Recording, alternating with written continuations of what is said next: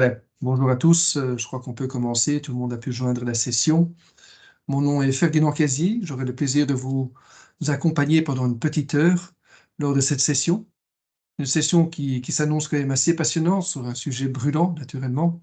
On en parle énormément, surtout depuis novembre 2022, avec ChatGPT. C'est un sujet qui intéresse énormément de monde. On a eu plus de 179 inscrits à cette session. Bon, tout le monde ne sera peut-être pas présent à cette session, mais en tout cas, ça prouve bien qu'il y a un intérêt assez fort par rapport à ce sujet. Je voudrais aussi remercier des partenaires de cette session, l'Agence du numérique, à travers son programme Digital Wallonia Forial, programme qui existe déjà depuis 2019, plus ou moins. Et je vous invite vraiment à aller voir sur leur site internet tout ce qu'ils organisent. C'est assez impressionnant. Il y a pas mal d'initiatives pour les entreprises wallonnes qui souhaitent intégrer ces technologies au sein de leur société. Donc voilà. Alors, par rapport à cette session-ci, elle cadre aussi dans un ensemble de sessions. On va organiser plus ou moins 6 sessions entre maintenant et plus ou moins le mois de mars de l'année prochaine. On vous invitera aussi, après cette session-ci, à participer aux autres sessions. Vous voyez sur le slide que les sujets sont assez passionnants.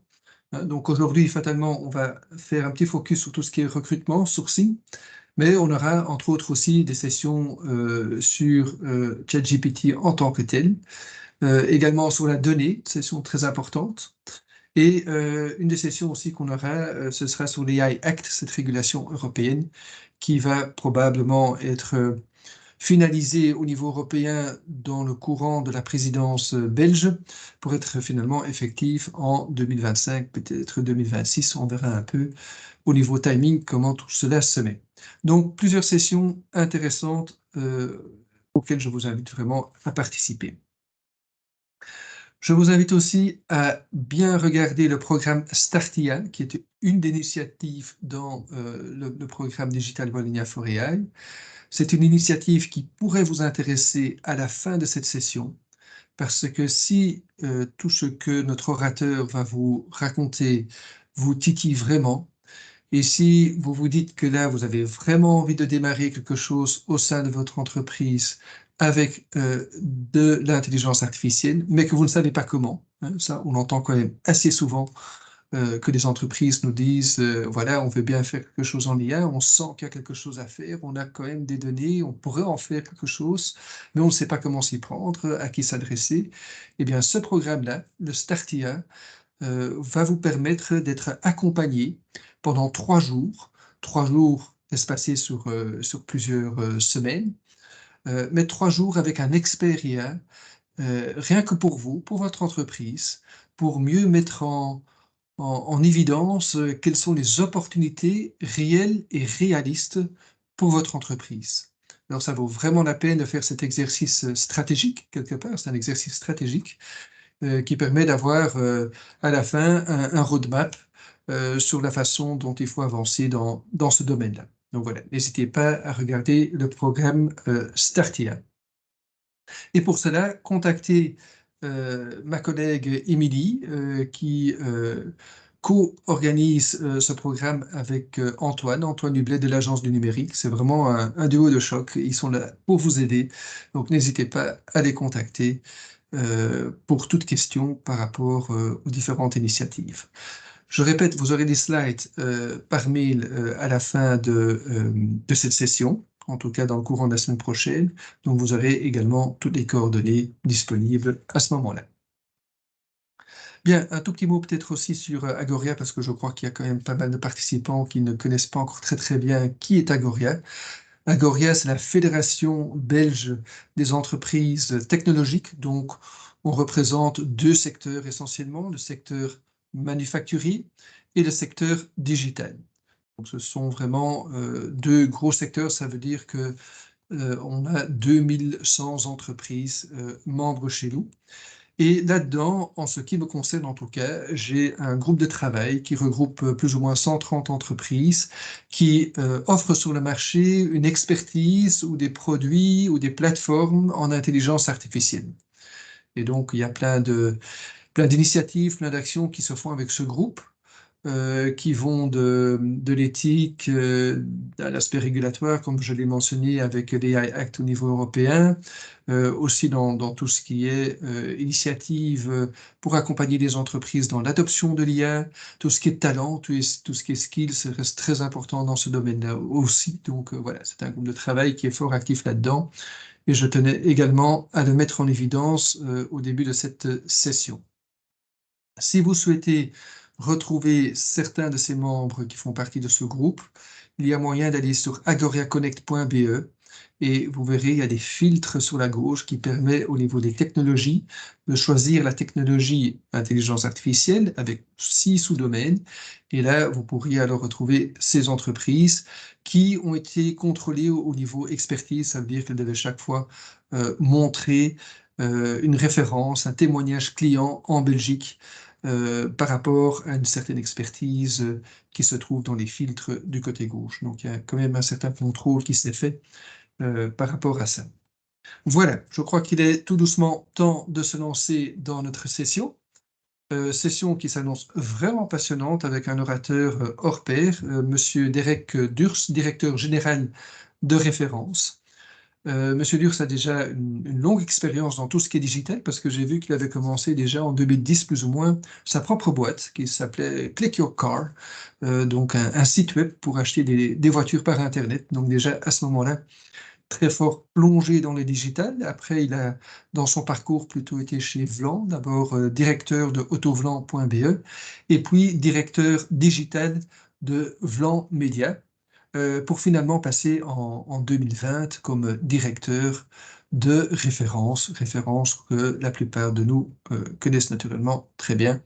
C'est le supplément qu'on retrouve dans le soir tous les week-ends avec les offres d'emploi en Belgique. Voilà, je suis vraiment impatient d'entendre ce que notre invité va nous raconter. Ce sera à mon avis très pratique aussi, donc ce sera du concret. Et donc du coup, je vous invite à suivre ça avec attention.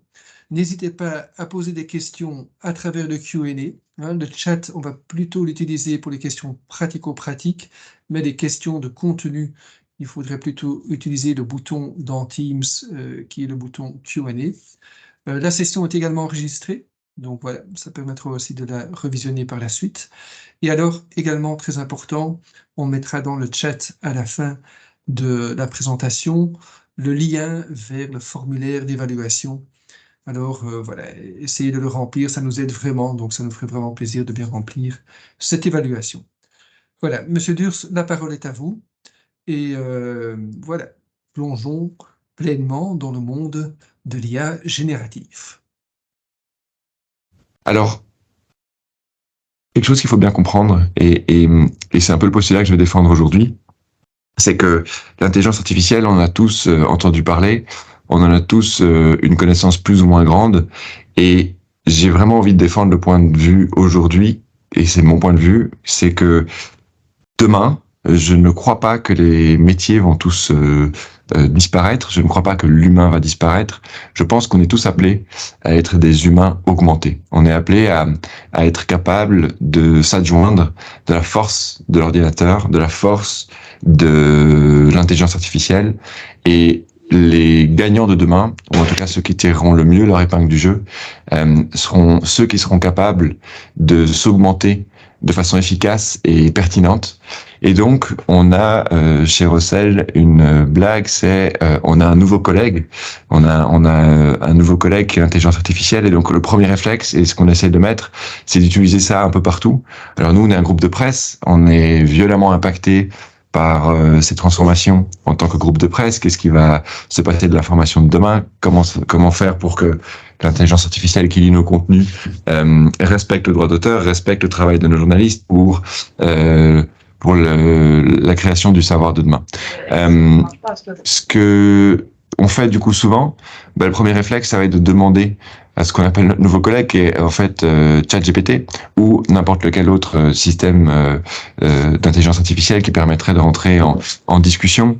Ici, j'ai fait le petit exercice juste pour ceux d'entre vous qui n'auraient pas encore un compte sur OpenAI et qui n'auraient pas encore lancé le système de chat.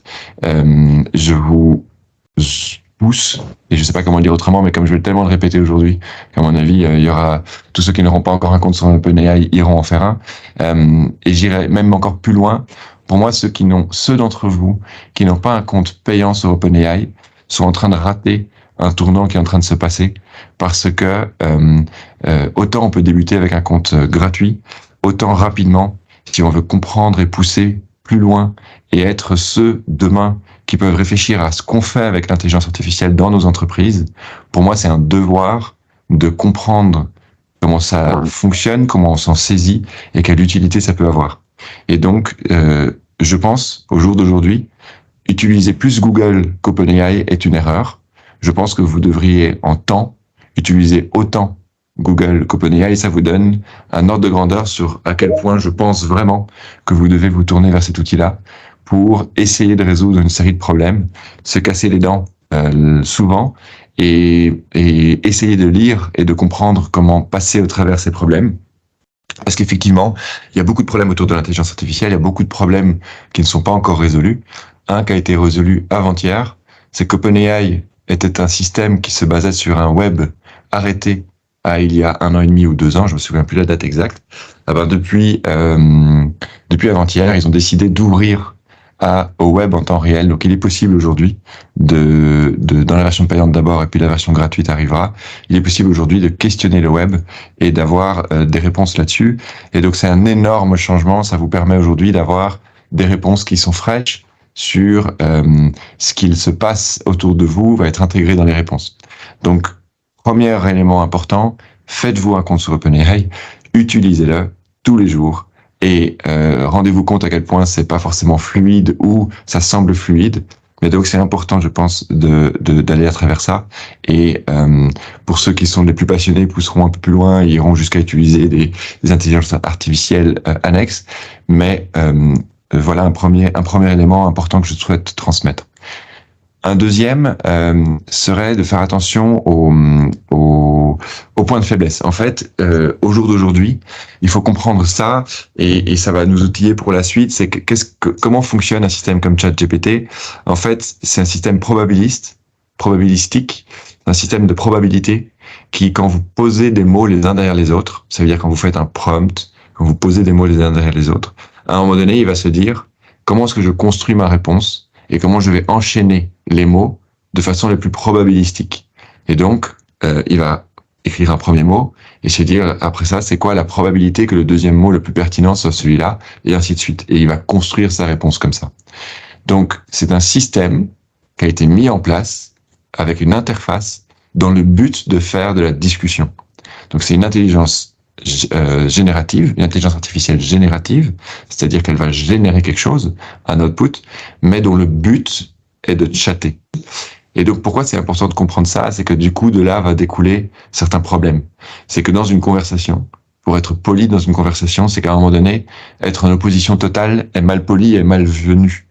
Et donc, il est possible aujourd'hui, moi, Derek, je suis capable de faire dire à ChatGPT que 1 plus 1 égale 3. Et donc, si je lui dis 1 plus 1 égale 3, il va d'abord me dire non, c'est pas vrai. Et puis, je vais insister. Et je vais insister de plus en plus. Et puis, je vais lui dire, mais tu sais, c'est important je vais le convaincre. Et je peux aller dans des moyens de le convaincre tellement puissants qu'à un moment donné, il va dire, je m'excuse, vous avez raison. 1 plus 1 est effectivement égal à 3 et c'est mon erreur, etc. Et donc, en fait, de par ce biais-là, il est important de comprendre que ChatGPT, je vais prendre cet exemple-là, ne peut pas être vu comme une source 100% fiable, et on doit continuer à rester avec un cerveau d'humain capable de faire la part des choses. Donc, premier élément négatif d'OpenAI, c'est que et de ChatGPT, c'est qu'il pourrait être utilisé pour répondre à toutes les questions, et je pense pas que c'est une bonne idée.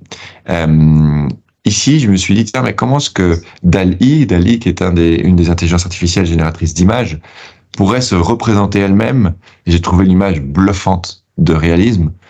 On reconnaît tout à fait le style de Magritte, donc comment elle pourrait se représenter elle-même en tant qu'intelligence artificielle. Et donc vous voyez à quel point la moelle épinière va vers un arbre, sort d'une tête qu'on reconnaît directement de Magritte. Évidemment, c'est pas Magritte qui l'a peint, et pourtant, hormis un petit défaut au niveau du col ici, et encore, je pense que c'est juste un jeu d'ombre. Donc en fait, Cette image est vraiment bluffante et prouve à quel point demain on est face à une technologie qu'on doit dompter et qu'on doit apprendre à utiliser.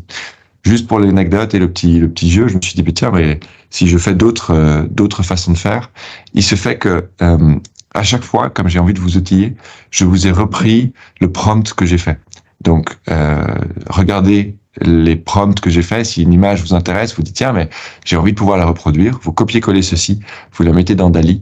Ceux qui ne veulent pas payer DALL-E, vous allez sur bing.com, et Bing, c'est Microsoft. Microsoft a investi massivement dans OpenAI, et du coup, à travers Bing, vous avez la possibilité d'utiliser DALL-E gratuitement avec un certain nombre de crédits.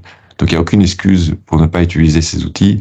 Donc, je l'ai fait aussi avec des artistes bien de chez nous. Et donc, c'était intéressant de voir comment il interprétait sa propre vision. Ici, il a mis des humanoïdes dans un tableau de Bruegel. Je trouvais ça amusant. Mais donc voilà, ça c'était plus pour l'anecdote, mais pour vous montrer la puissance de l'outil et la schématiser. La première chose bien à comprendre, c'est le prompt. Donc je vous ai dit, je vous ai mis un prompt. Ici, je vous ai remis un prompt, donc une image beaucoup plus complexe que j'ai pu générer, mais donc qui donne une touche, une empreinte. Mais donc l'art du prompt, je vais passer à travers, va être super important que vous puissiez maîtriser, parce qu'en fait, on va utiliser ça dans d'autres outils pour après ça correctement utiliser le ChatGPT par exemple dans la RH pure. Ensuite, les faiblesses, je vais les reprendre un petit peu pour qu'on soit tous bien alignés sur qu'est-ce qui est fort et pas fort sur ce genre d'outils. Donc, la première question à vous poser, quand vous allez sur OpenAI, vous allez faire un compte, c'est gratuit, mais je vous enjoins à payer. Excusez-moi, mais on ne voit aucun slide. C'est bien de m'interrompre. Voilà, Derek? Oui. Désolé de t'interrompre, mais il y aurait un petit souci au niveau des slides. On voit dans le chat que plein de personnes ne voient plus les slides, alors que moi je continue à les voir. Okay. Est-ce que tu pourrais les départager et les repartager? Bien sûr. Peut-être que ça va solutionner le problème. C'est vraiment étonnant parce que certaines personnes voient encore les slides, mais d'autres pas. Eh bien, je relance. Est-ce que ceux qui ne voyaient pas voient? Oui. Génial. Oui. Génial. Bon. Eh bien. Ok. Bon, désolé, on ne sait pas ce qui s'est passé. Mais Derek, pas de problème. Je te rends la parole. Le plaisir des yeux, je repasse à travers les. Je vais passer, mais à travers du coup l'image dont je parlais, comme ça ceux qui n'ont pas vu le voient, le Magritte avec le cerveau, les différentes versions, et ça c'était plus pour les anecdotes. J'allais arriver sur l'importance du prompt. Donc quand vous êtes sur l'OpenAI, que vous faites votre compte, il y a l'importance du prompt. Le prompt c'est quoi? C'est la case avec le petit indicateur qui clignote et vous devez écrire quelque chose. Donc, c'est souvent un petit peu angoissant. Tiens, mais comment est-ce que j'écris? Et c'est pour ça que je dis que vous devez utiliser ChatGPT tous les jours. Parce qu'en fait, au même titre que sur Google, aujourd'hui, vous savez faire une recherche et elle fonctionne assez bien. C'est important pour vous de maîtriser comment on fait un prompt. Et c'est une matière qui bouge énormément pour le moment. Et donc, une première question que vous pourriez poser, c'est de lui dire, en fait, dans le cadre d'une écriture on va prendre le cadre ici d'une écriture d'un job. Donc, vous devez écrire une offre d'emploi, la poster en ligne. Et donc, le premier élément que vous pourriez faire, c'est demander à ChatGPT, dis-moi comment je dois te poser la question afin que ce que je mettrai te permettra de faire une offre d'emploi originale. Donc, propose-moi un prompt à soumettre à ChatGPT qui me permettra de construire un canevas d'offre d'emploi hyper original. Sa réponse est ici. Et donc, ça veut dire quoi? Ça veut dire que si vous prenez cette réponse, vous la copiez-collez, vous la réécrivez dans le prompt, il sera capable de vous répondre avec une offre d'emploi hyper originale. Donc, il n'y a pas d'excuse pour pas savoir faire un prompt. Il suffit de demander à ChatGPT de vous écrire le prompt qu'il faudra lui poser. Et de là, commence le chemin, parce que du coup, vous pouvez commencer alors après ça à l'améliorer. Donc le prompt, vous l'avez dans les mains, je l'ai copié-collé après ici, et j'ai été chercher une offre d'emploi sur référence, pour prendre un exemple, et j'ai été chercher une offre d'emploi un petit peu embêtante, un petit peu longue, je sais plus quel était l'exemple ici, c'est un cariste frontal, ne me demandez pas ce que c'est qu'un cariste frontal, mais donc je me suis dit, tiens, cette offre d'emploi, j'aimerais bien qu'il me la réécrive. Par contre, avant qu'il fasse ça, une bonne pratique toujours, c'est de lui dire ne te lance pas, ne débute pas avant que tout soit clair pour toi. Donc, je termine toujours moi mes prompts par si tu as des questions pour te permettre d'être plus efficace et précis, tu peux me les poser avant de te lancer. Donc, ça lui permet quoi? Ça lui permet d'enregistrer l'information que vous lui avez posée et de soumettre quelques questions. Généralement, c'est bluffant de pertinence, qui sont des questions que lui n'a pas bien compris. Il va vous demander, par exemple, c'est quoi le contexte, quelle est la longueur. Bref, il va vous poser quelques questions. Et vous les y répondez, et puis il se met au travail, et il pond ce que vous souhaitez.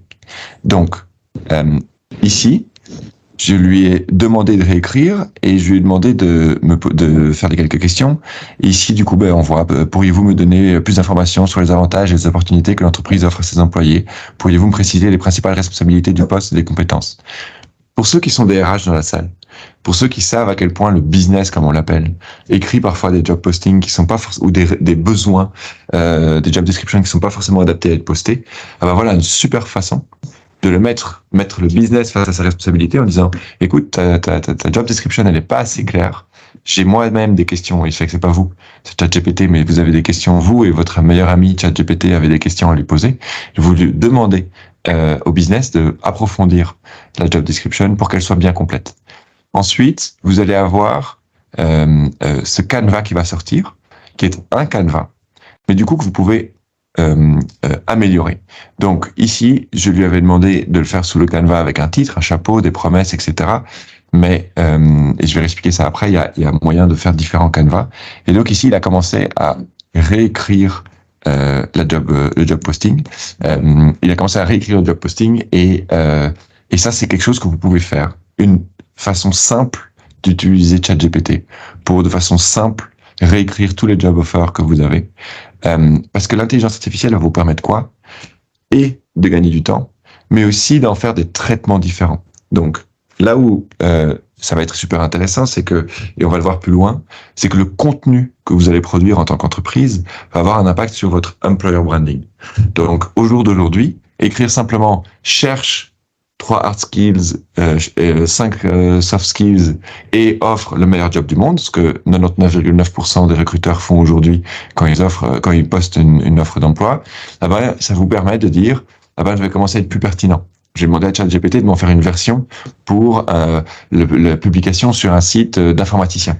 Je vais en faire une version pour une publication sur un site de digital native. Je vais en faire une publication pour un site sur il y a moyen de commencer à décliner des versions en un claquement de doigts qui vous permet d'être de plus en plus pertinent par rapport à la personne que vous allez essayer de recruter. D'autres choses que vous pouvez faire, c'est d'être pertinent par rapport à la géographie. Si vous recrutez quelqu'un et il peut télétravailler dans plusieurs lieux géographiques, eh bien, vous pouvez faire un job posting qui a plutôt une connotation liégeoise, un autre qui aura une connotation namuroise. Donc, en fait, en utilisant l'intelligence artificielle, vous pouvez dédupliquer les éléments de production, donc les articles ou les textes que vous allez produire, et commencer à être de plus en plus fin par rapport à la cible que vous voulez toucher. Donc, une chose qui est intéressante, c'est de comprendre que du coup, vous avez vu, j'ai demandé à ChatGPT de me soumettre le prompt qu'il souhaitait. Au même titre, il est possible de lui soumettre toute une série de job postings en lui disant, voilà, j'ai fait 5 job postings qui sont vraiment 5 que j'ai vraiment travaillé, que j'apprécie, qui retransmettent l'ADN de notre boîte, qui sont vraiment ceux pour lesquels, si on arrive à réécrire comme ça serait vraiment génial. Et vous lui dites, voici 5 job postings. Et vous lui dites, est-ce que tu peux, avec 40 adjectifs, me décrire ces job postings? Il va vous écrire 40 adjectifs.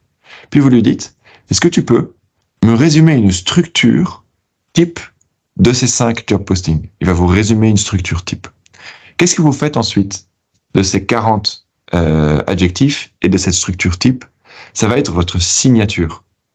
Dès que vous allez vouloir réécrire un job posting, vous allez dire et écris-le selon les 40 adjectifs suivants. Vous copiez-collez les 40 adjectifs et formule-le selon la forme suivante et vous reprenez la structure.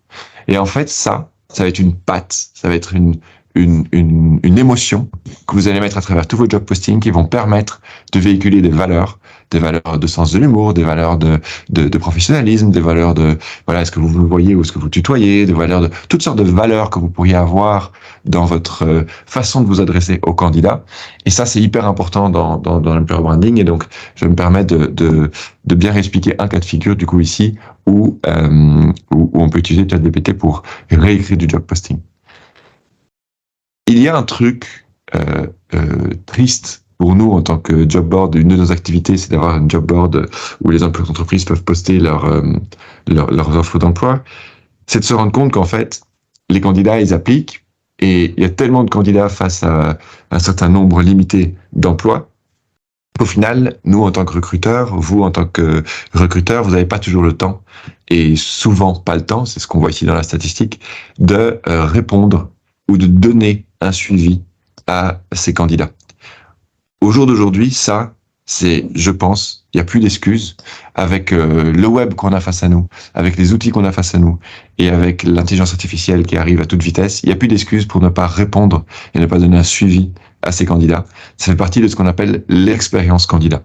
Donc, l'expérience candidat, je reprends un petit peu pour expliquer ce que c'est exactement comme l'expérience consommateur. Au jour d'aujourd'hui, si vous consommez, si vous achetez sur Uber Eats une pizza à emporter, vous allez avoir une petite icône qui vous dit que le chef est en train de préparer la pizza, et puis vous allez avoir une notification qui vous dit que la petite moto est en route, et vous allez voir la moto sur un plan qui arrive jusque chez vous, et quand la moto est en bas de chez vous, il y a une notification qui vous annonce la moto est en bas et la pizza arrive, et il y a un petit peu de fun autour de tout ça, avec des émoticônes et des petits trucs sympathiques qui clignotent. Qu'importe, je l'ai vécu en commandant ma pizza, en commandant sur Uber Eats ou sur qu'importe quelle autre plateforme, une expérience.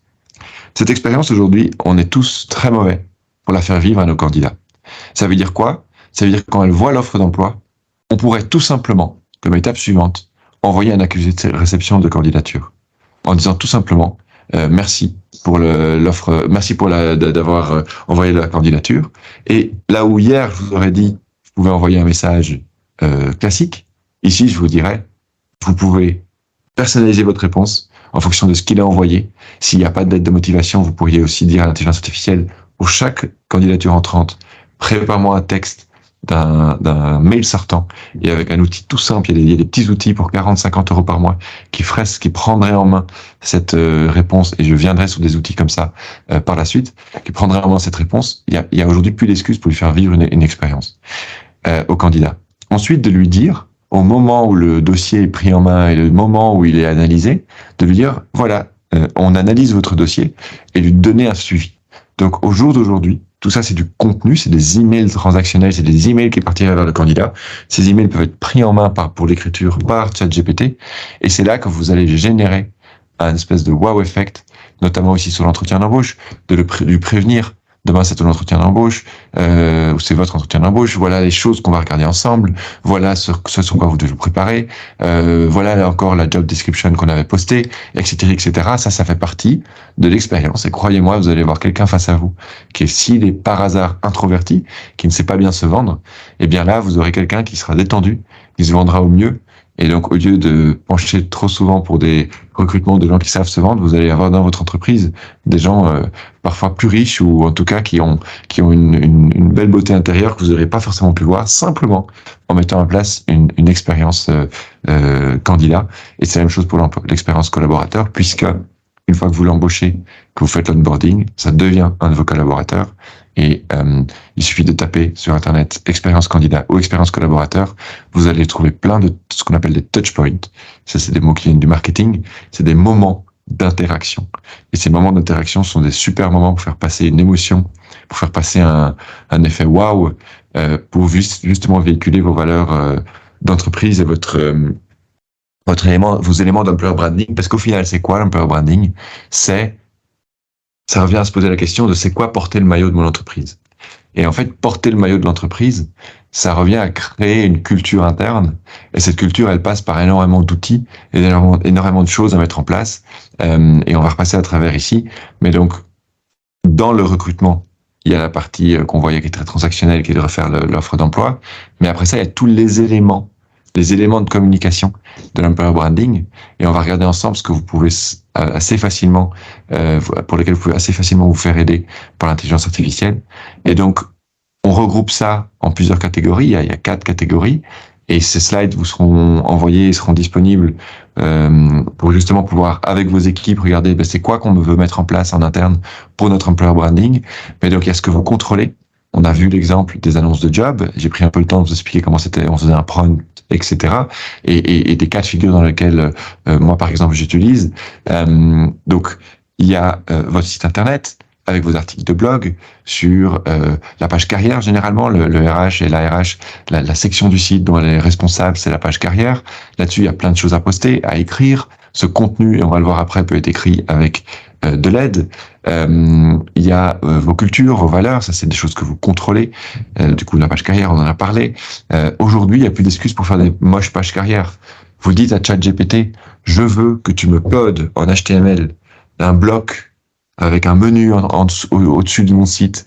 Je veux que tu me le codes. Il y a 5 menus, il y a 10 boutons, je veux des couleurs fuchsia, je veux n'importe quoi. Au jour d'aujourd'hui, il peut vous faire ce code.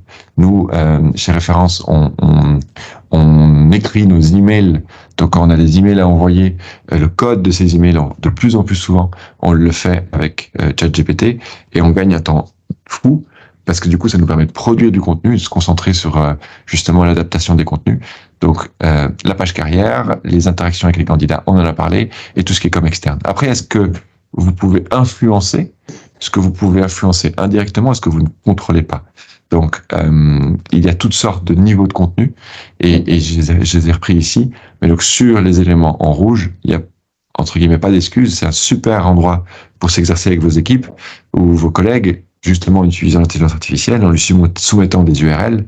Et pour ceux qui ont la version payante de ChatGPT, ils peuvent utiliser des petites applications. Je pourrais montrer ça après pour ceux que ça intéresse.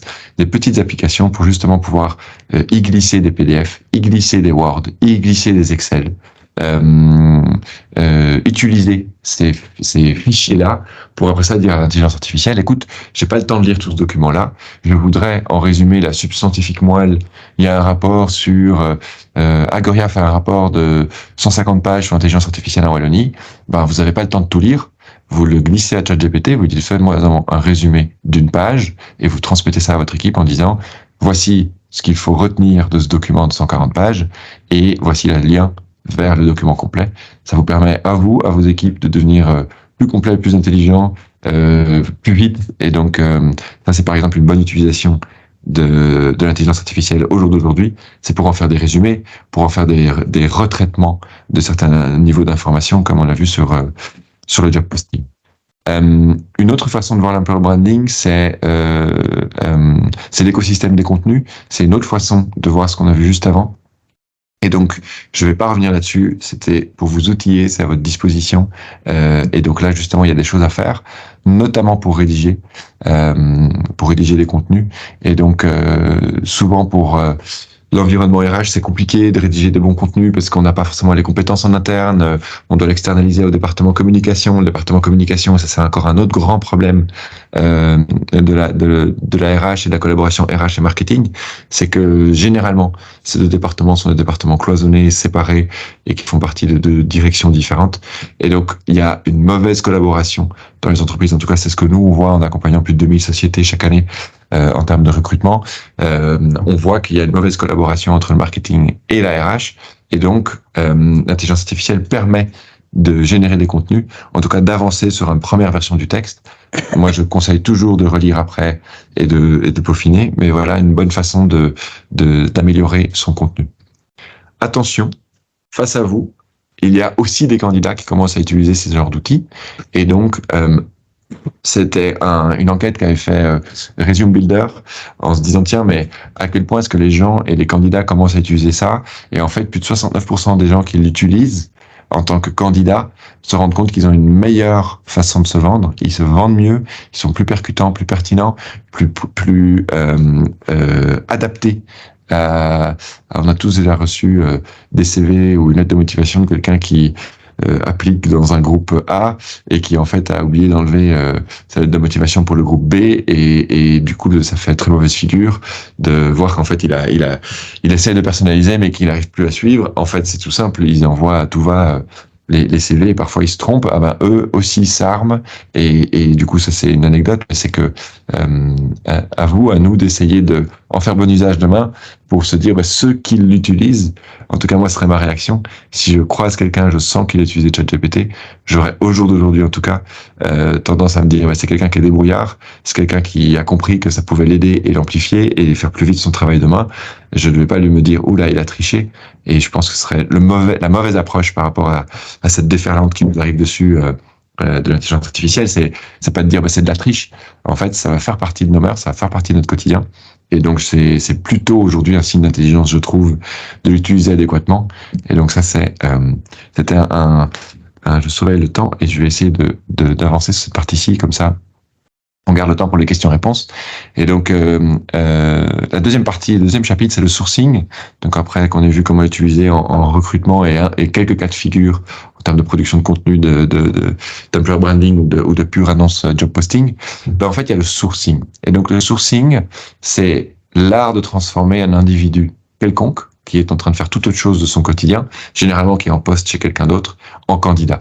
Et donc, dans quelle mesure est-ce que l'intelligence artificielle et les outils permettent de devenir meilleur recruteur et d'aller chercher dans des terrains un petit peu plus, moins bien adressés. Donc, au jour d'aujourd'hui, on voit que sur les canaux classiques de recrutement, dans les derniers 2-3 ans, en fait, les canaux classiques ne suffisent plus.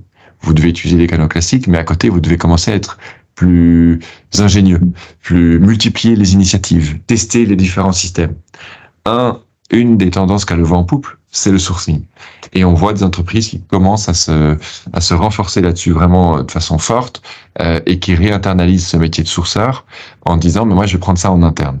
Encore une petite anecdote de voir comment ce que René Magritte aurait peint un sourceur, mais en gros, mon message ici il est le suivant.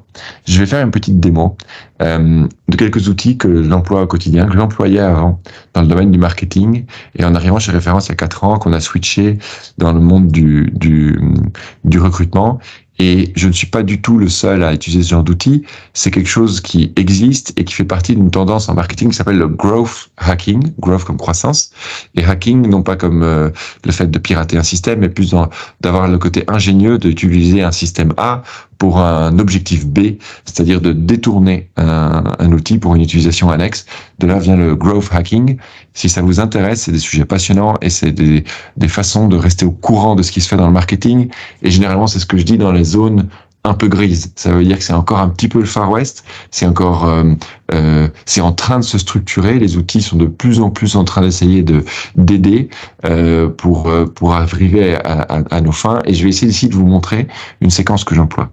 Quelque chose que je n'ai pas dit en introduction, c'est que l'intelligence artificielle, ça veut tout et rien dire. Ici, je me suis concentré jusque maintenant sur l'intelligence artificielle générative. Ça veut dire que la beauté de cette partie-là, c'est que vous avez les mains sur l'interface brute. Quand vous êtes sur OpenAI et que vous chattez avec le système, c'est quasi la version la plus brute d'interaction avec l'intelligence artificielle. Mais on a tous été démarchés dans les dernières 10 années par des prestataires de services qui vous disent « Moi, j'ai intégré l'intelligence artificielle dans mon système. » Et en fait, c'est assez fort une boîte noire. On ne sait pas comment ils font, par exemple, pour sélectionner des CV dans une grande base de données. On ne sait pas comment ils font pour identifier ceci comme compétence chez quelqu'un.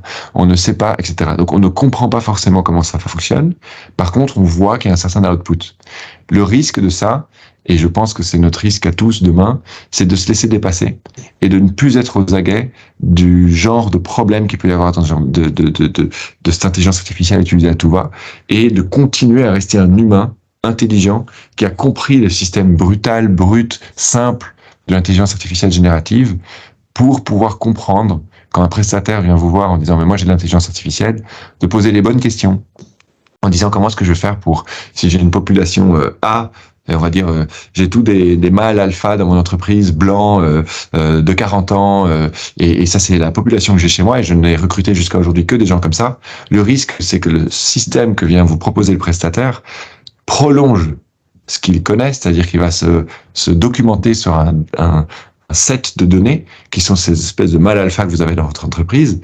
Et du coup, quelle catastrophe pour la diversité et l'inclusion et les sujets passionnants que tout ça apporte dans une entreprise, parce que du coup, vous aurez une intelligence artificielle qui ne va faire que sélectionner des éléments répétables, probabilistiques. Et donc, il va se dire probabilistiquement, Jean-Pierre ou Derek aurait tendance à plutôt privilégier ce CV-là, et donc je vais moi-même, en tant qu'intelligence artificielle, lui proposer ce CV-là. Et donc c'est très important de comprendre ça, parce que du coup ça apporte pour la RH des enjeux clés de diversité, des enjeux clés pour quand même continuer à rester ouvert à tout.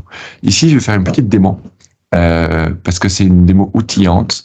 Je vais utiliser des systèmes. Donc, j'ai pris ici, de façon très directe, des noms d'outils avec des tarifs par mois, parce que je veux vous montrer comment moi, Derek, j'ai fait du sourcing. Donc, j'ai ici mon profil LinkedIn et je paye pour 80 € par mois quelque chose qui s'appelle Sales Navigator. Et Sales Navigator, je vais me mettre ici dedans. Je vais aller dans les comptes. Et je vais dire, par exemple, que je cherche... c'est un outil qu'a mis LinkedIn à disposition. LinkedIn a plusieurs suites. Une des suites qu'ils mettent à disposition, c'est pour les RH. Et c'est peut-être ce que vous utilisez, entre autres, aujourd'hui. Mais à côté de ça, ils ont mis des choses pour les commerciaux. Et donc, ces choses pour les commerciaux, il se fait que c'est beaucoup moins cher à utiliser que l'environnement pour les RH. Il y a quasi un facteur 10 de différence. Au lieu de payer 80 € par mois, vous payerez plutôt 800 € par mois dans l'environnement RH. Et donc, moi... pas parce que je suis radin, mais parce que j'essaie d'être économe, je vais sur l'environnement sales, et ici, je vais dire, voilà, je cherche, par exemple, un comptable, il se fait que moi, je l'ai en anglais, je cherche un comptable sur la zone géographique, je cherche à recruter un comptable sur la zone géographique, je dois retrouver la zone géographique de la Wallonie, Wallonie, je veux qu'il ait un degré d'expérience de, je vais mettre 3 à 5 ans, 6 à 10 ou plus de 10. Et vous voyez ici à ma droite, j'ai une quantité de CV, de personnes qui diminue. Je vais quand même encore un petit peu sélectionner, sinon je vais en avoir trop pour mon test. Je vais essayer de trouver l'aspect langue. Profile language, donc moi je veux les gens qui ont un profil je vais mettre les français, les francophones sera mieux, francophone, et qu'est-ce que je peux dire, peut-être que je veux des gens qui ont au minimum 10 ans d'expérience, donc ils doivent avoir fait dans l'industrie, en tant que comptable, ce nombre d'années-là. Ici, j'en ai encore un peu plus qu'un millier, et ici, vous voyez, j'ai une URL. Cette URL, je la copie, je la colle et je la mets dans un autre système qui s'appelle Phantom Buster. Phantom Buster, je sais plus combien ça coûte, une quarantaine d'euros par mois. J'ai dit quoi, 60 € par mois. Et ici, je vais créer un nouveau petit robot, un fantôme, et je vais le connecter avec Sales Navigator, du coup, l'autre outil, et je vais lui dire, mais exporte-moi tous les résultats. Donc, je vais vous montrer ce que je fais. Je mets l'URL ici, je sauve, je lui fait croire. Donc là, ici, Phantom Buster va me dire, Derek, je voudrais me connecter à ton LinkedIn et faire croire à LinkedIn que je suis toi. Donc, je me connecte à LinkedIn. Ça va récupérer mon cookie LinkedIn. Ça veut dire que dorénavant, le robot Phantom Buster peut se connecter à LinkedIn en faisant croire que je suis moi à n'importe quelle personne de cette liste. Et donc, ça va me permettre de crawler des résultats. Et je peux faire plein de choses. Je peux les ajouter comme amis. Voilà. Moi, mon objectif ici, c'est de vous montrer ça. Pourquoi? Je vais... Suivant. Voilà. Je fais ça, je vais juste vous montrer. Ici, le robot est en train de sauver le nom des 2500 personnes que j'avais dans le résultat. Et il s'est connecté comme Derek. Il est en train de faire son petit schmilblick. Et il est en train de récupérer. Je vais le laisser tourner.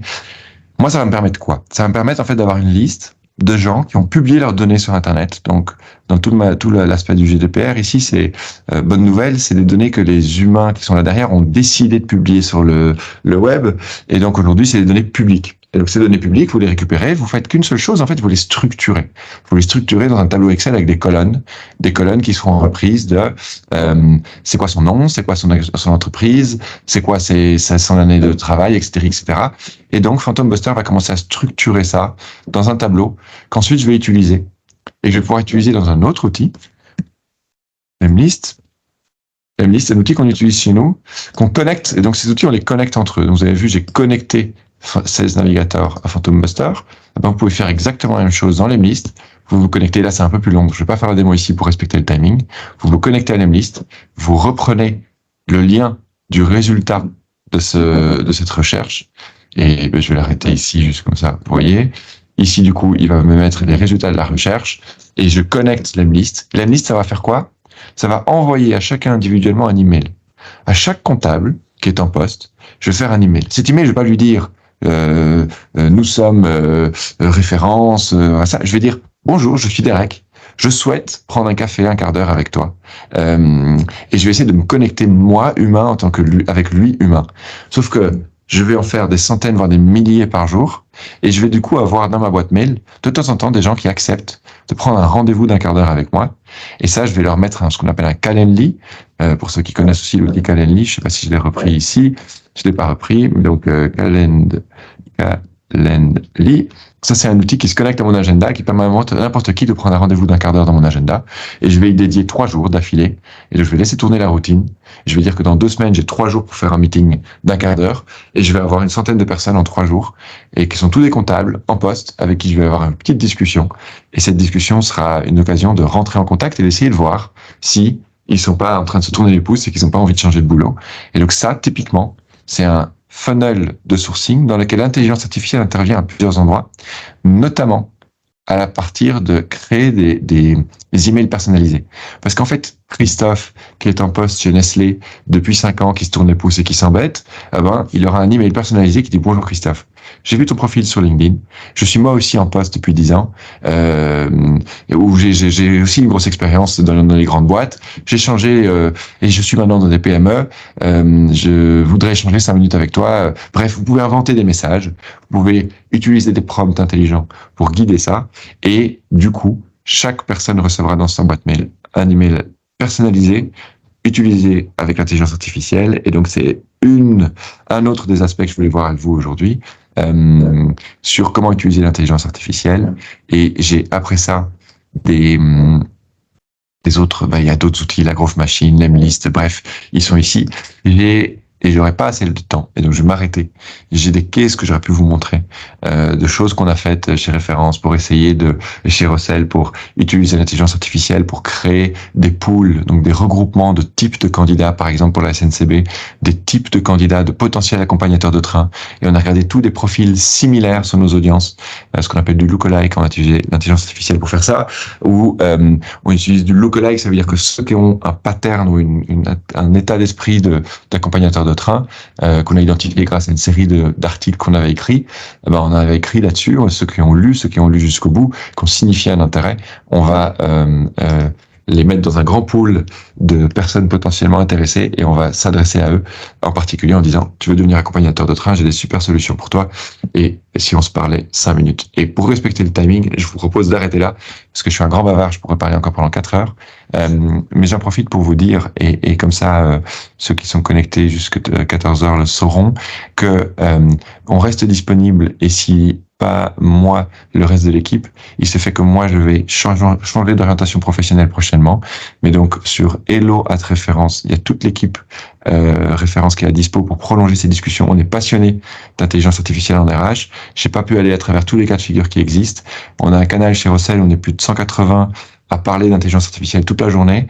Et donc, s'il y a des cas de figure particuliers que vous voulez qu'on réfléchisse ensemble, et souvent, comme je dis, c'est 100% gratuit, c'est juste pour se passionner pour le sujet, c'est avec grand plaisir, et je vous passe la main pour les questions-réponses.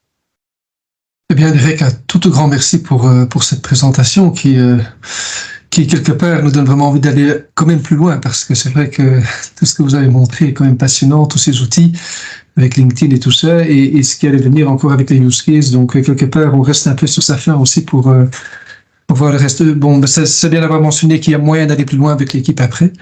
Donc, je crois que ça a mis énormément d'appétit, en tout cas chez beaucoup de participants. Regardons d'abord peut-être pour les questions, voir s'il y a des questions dans le Q&A qui sont là. Je regarde un petit peu Non. ici. Pas de questions? Non. Non, à ce stade, il n'y a pas de questions, non. Ok, ben, n'hésitez pas à poster vos questions dans le Q&A. Entre-temps, je me disais aussi, donc, tu avais pris l'exemple de mettre un document, par exemple, de 140 pages dans ChatGPT pour avoir un résumé, pour mieux comprendre ce document. Je suppose qu'il s'agit que de données non confidentielles et non sensibles qu'on met dans ChatGPT à ce moment-là. C'est un énorme enjeu et j'ai pas pu tout adresser, évidemment. C'est passionnant, ces questions-là. C'est que sachez que tout ce que vous déposez à ChatGPT sera utilisé pour enrichir l'intelligence artificielle. Donc, c'est clair que si vous avez des données sensibles en local dans votre entreprise, n'utilisez pas ChatGPT. N'utilisez pas, utilisez-le pour tout, sauf pour y déposer les documents. Il y a d'autres intelligences artificielles qui peuvent tourner en local. Alors là, tournez-vous vers votre service informatique. Pour tourner en local, ça veut dire quoi? Vous l'installez sur votre machine et du coup, elle va utiliser des données de votre machine et uniquement de votre machine pour pouvoir répondre à votre question. Il y a une autre question qui vient de rentrer. De la part de Christelle Aubert. Présentation très intéressante, mais comment trouver les différents outils dont on a besoin et qui évoluent forcément à une grande vitesse? Alors c'est une super question. Et ça me permet de rappeler que en fait c'est un monde. On est dans le cœur du sujet. En fait, le cœur du sujet, c'est que l'intelligence artificielle, il n'y a jamais eu autant de moyens déversés dans cette industrie. Il n'y a jamais eu autant d'évolution rapide dans cette industrie.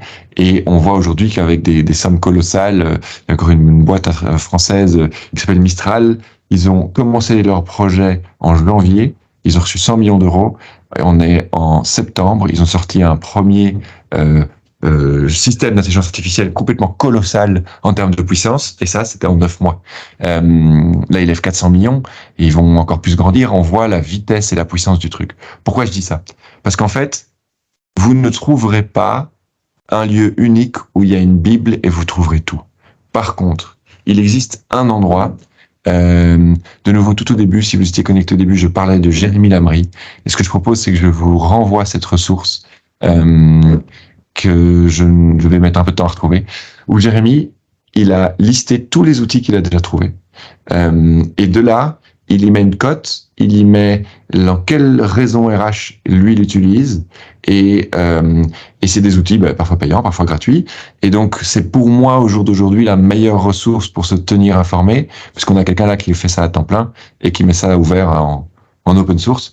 Donc, je vous propose soit vous allez taper Jérémy Lamry, liste, je sais pas exactement quoi, liste outils d'intelligence artificielle, soit je me chargerai de faire en sorte que ce soit transmis après avec Émilie et l'équipe. Oui, on mettra dans le lien dans le mail de remerciement. Je compléterai peut-être aussi par rapport à cette question, que faire, comment commencer, et de reprendre le slide que j'avais montré en tout début de session. Mais entre-temps, il y a quand même pas mal de participants qui se sont rajoutés, qui était ce slide-ci, donc au sein de digitalbologna.be, dans le programme donc sur l'IA, il y a un programme qui s'appelle Start IA et qui permet de faire le tour de la question, d'avoir vraiment une réflexion stratégique comment intégrer l'IA dans son entreprise, avec un accompagnement de 3 jours qui sont vraiment sur plusieurs semaines, mais 3 jours qui vous permettent d'avoir un roadmap et quand même pouvoir évaluer comment introduire tout ça, quels outils justement. Il y a pas mal d'experts qui sont là pour vous aider à ce niveau-là. Donc n'hésitez pas aussi à faire appel à ce programme pour y voir un peu plus clair parmi en effet tous ces outils qui peuvent exister. Voilà, malheureusement il est déjà... Oui, peut-être juste une petite question, et pour les questions qui n'ont pas trouvé réponse, je propose alors que peut-être on vous donne aussi une réponse par écrit. Un peu une idée juste du gain de temps, Derek, que tu as eu avec tout ça. On en a peu parlé, mais voilà. Il est colossal. C'est difficile de généraliser Mais un job posting, ça peut vite mettre entre le business qui le rédige, le RH qui le corrige, et les allers-retours, ça peut vite mettre 1h30, 2 heures, je veux dire. Et on passe à une version en un gros quart d'heure. Donc voilà, c'est un ordre de grandeur on a divisé par 8 si mes calculs sont bons en termes de temps. Impressionnant. Super, merci. Impressionnant. Oui, merci. Alors, Émilie, je ne sais pas pour l'évaluation, est-ce qu'il y a un lien qui avait été déjà mis dans le Oui. chat ou... Je Ok. l'ai mis dedans, je le remets. Oui. Donc, est-ce que je pourrais demander à tous les participants de bien répondre à l'évaluation? Encore désolé pour les petits problèmes techniques qu'on a eu avec Teams lors de cette session. On espère quand même pouvoir rectifier ça d'une façon ou d'une autre. En tout cas, un tout grand merci d'avoir été là. On va également vous informer sur les sessions qui suivent. Il y en a encore 5 qui vont suivre cette année-ci, mais aussi en début d'année prochaine. Merci à tous et on se revoit très prochainement pour la prochaine session. Et en tout cas aussi, merci beaucoup Derek pour votre présentation. Je crois qu'elle a quand même réussi à faire, en tout cas chez moi, une chose, c'est de se dire, mais autant essayer tous ces outils, autant y aller. En tout cas, moi, ça m'a mis l'eau à la bouche, j'espère chez les participants aussi. Donc, une suite suivra très certainement. Merci et à la prochaine.